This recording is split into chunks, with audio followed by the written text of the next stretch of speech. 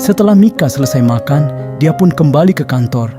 Dan juga beberapa saat kemudian kantor sudah buka untuk melayani nasabah kembali. Dengan sibuknya Mika melayani nasabah yang mengajukan pinjaman, menabung hingga keluhan yang didapatkan, tetapi itu semua sudah biasa ia terima. "Mbak, ini apaan sih?" teriak nasabah yang Mika tangani.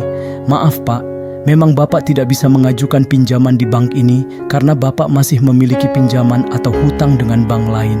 Mika mencoba memberikan pengertian kepada nasabah tersebut karena memang begitulah sistem di bank mereka. "Dasar bank gak becus," marah nasabah tersebut dengan mengebrak meja. "Maaf Pak, bukannya begitu." Mika mencoba menenangkannya. Semua karyawan dan juga nasabah pun hanya melihat adegan tersebut karena mereka tidak berani untuk menengahinya. Mbak Ratna dan Billy sebenarnya ingin membantu, tetapi mereka juga tidak tahu harus berbuat seperti apa.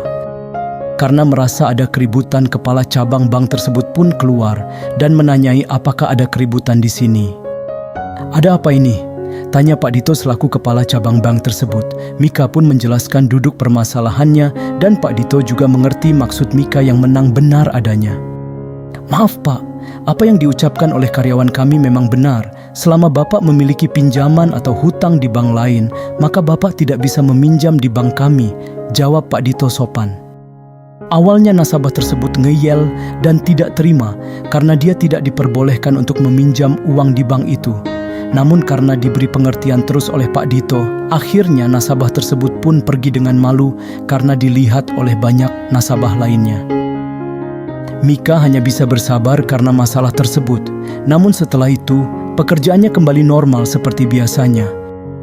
Sedangkan Melvin yang masih fokus dengan berkasnya, mendapat telepon dari sang mami tercintanya. "Halo Mi, halo sayang, ada apa?" tanya Melvin kepada sang mami, karena tidak biasanya sang mami meneleponnya jam segini. "Gak kenapa-kenapa, mami cuma kangen aja. Kan Melvin baru aja dari situ kemarin," jawab Melvin. "Ya mami kangen aja Vin," jawab mami. "Ada apa?" "Mami ngomong yang jujur," ucap Melvin. "Sebenarnya mami pingin berkunjung ke negara A," jawab mami dengan ragu. "Kenapa? Mami udah tanya ke papi," tanya Melvin karena sang mami tidak biasanya meneleponnya hanya untuk mengatakan hal tersebut. "Udah. Mami maunya kalau mami kesana udah ada calon mantu," jawab mami dengan lantangnya. Melvin yang mendengarkan hal tersebut pun hanya bisa syok dengan ucapan sang mami. Bisa-bisanya mami ingin Melvin segera menikah saat mami berada di sini. "Mami, Melvin kan udah bilang kalau Melvin belum ada calon Mi. Tapi Vin, udah Mi ya, Melvin tutup dulu masih banyak kerjaan." Kemudian Melvin pun menutup telepon dari sang mami dan segera mengebrak mejanya dan berdiri. Melvin merasa frustasi karena keinginan sang mami untuk dia agar segera menikah. Bagaimana bisa dia mendapatkan calon dalam waktu secepat itu? Sedangkan waktu sudah menunjukkan pukul 4 sore. Itu berarti waktunya untuk kembali ke rumah masing-masing. Mika yang besok akan melakukan pernikahan seumur hidupnya dengan lelaki pujaannya pun merasa bahagia bukan main. Dia sangat tidak sabar menantikan hari besok di mana dia akan menjadi ratu sehari. "Cie yang seneng banget nih, dari tadi ketawa mulu." Mbak Ratna berbicara begitu terhadap Mika karena mulai dari jam 3, Mika sudah senyum-senyum sendiri. "Iyalah Mbak, kan mau nikah," sahut Billy. "Ih, kalian ini apaan sih?" sahut Mika malu karena ucapan mereka. "Kamu dijemput Mi?" tanya Mbak Ratna. "Enggak Mbak," Mika menjawab dengan sedih. Pasalnya besok dia menikah, tetapi dia menghubungi Lukas namun tidak ada respon dari sang tunangan. "Masa nggak dijemput sih?" sahut Mbak Ratna. "Dia sibuk kali Mbak," tepis Mika mencoba berpikir positif. "Iya kali Mbak," Billy menjawab membela Mika. "Ya udah kalau gitu aku pergi dulu ya Mbak Bill." Mika pamit kepada mereka berdua. "Hati-hati," ucap Mbak Ratna dan Billy. Mika pun segera pergi dan menuju ke hotel tempat ia akan melakukan pernikahan. Dia memang berencana untuk bermalam di sana, namun tidak memberitahukan sang tunangan karena takut dia akan khawatir jika tidur di sana sendirian. Mika dengan senang hatinya mencari taksi, kemudian menuju ke hotel tersebut.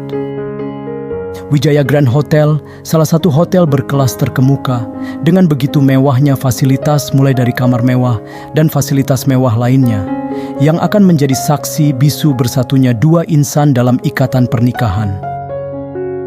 Sebenarnya Mika tidak ingin memilih hotel tersebut sebagai tempat pernikahannya karena sangat mahal sekali biaya sewanya, tetapi karena keluarga dari calon mempelai prianya yang sangat ingin pernikahan, anaknya menjadi pernikahan yang sangat megah di seluruh negeri hingga rela menyewa hotel sebagus ini. Mika bersumpah bahwa akan menghabiskan biaya yang sangat mahal karena sudah menyewa hotel tersebut, apalagi dengan bisnis Andala Group yang tidak terlalu sesukses Wijaya Group, namun karena gengsi makanya mereka ingin mengadakan pesta mewah di sini. Mika sudah sampai di hotel tersebut, kemudian segera masuk dan segera menuju ke arah kamar suite room yang sudah dipesan untuk mereka besok. Saat sudah sampai depan kamar, Mika segera membuka pintu tersebut dengan kartu yang sudah ia pegang dari kemarin saat mengecek kamar.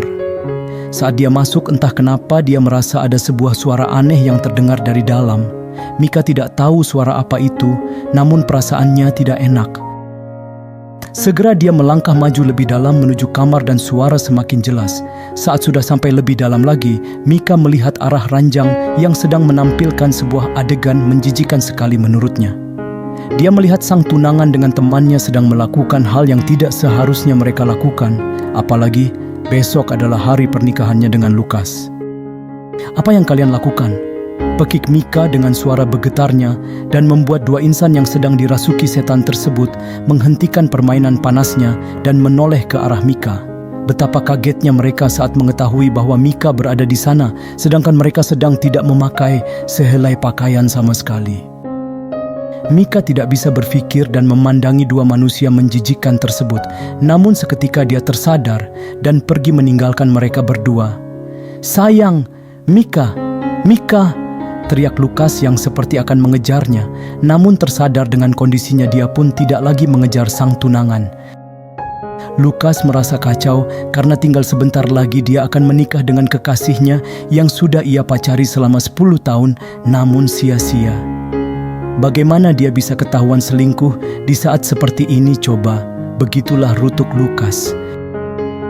"Aduh, kenapa bisa ketahuan sih?" sahut Imelda kepada Lukas. "Aku kan udah bilang jangan hari ini, kamu kan tahu sendiri aku akan menikah. Kalau udah gini gimana, nanti aku takutnya nggak bisa nikahi Mika terus dapetin hartanya," sahut Lukas dengan marah. "Kamu kok malah nyalahin aku sih?" ujar Imelda dengan marah juga. "Udah, aku nggak mau ribut sama kamu sayang," sahut Lukas kemudian pergi meninggalkan Imelda sendirian. "Kamu mau kemana?" tanya Imelda. "Cari Mika," ucap Lukas singkat kemudian pergi meninggalkan Imelda sendirian. "Mika, Mika, Mika terus, dasar kamu Mika," amuk Imelda. Sedangkan Mika yang setelah melihat kejadian gila itu pun pergi meninggalkan hotel dengan air mata yang sudah turun, padahal dia sudah mencoba menahannya agar tidak turun namun tetap turun. Setelah itu dia pun segera mencari taksi dan pergi menjauh dari tempat hotel tersebut untuk menenangkan dirinya. "Mau kemana Mbak?" tanya supir tersebut. Mika hanya melihat jendela dengan hujan yang mengguyur ibu kota, seperti mengetahui isi hatinya yang sedang tidak baik-baik saja. "Jalan dulu saja Pak," sahut Mika. Di sepanjang perjalanan Mika terus melamun dan kadang juga mengusap air matanya yang jatuh tanpa permisi. Hampir 1 jam taksi Mika berkendara dan menjauhi area hotel tersebut.